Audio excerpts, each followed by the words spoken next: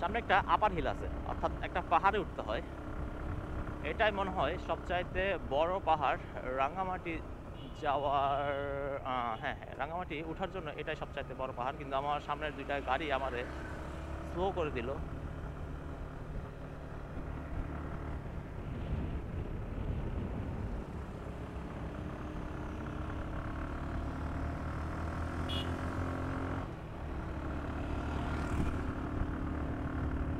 হ্যাঁ, এটাই সবচাইতে বড় পাহাড়।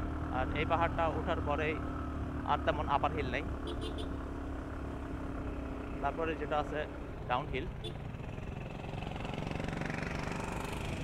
উঠে গেছি না, আর একটু আছে। কত 6000 RPM এ চলতেছে 3 নম্বর গিয়ার। এই যে শেষ সম্ভবত।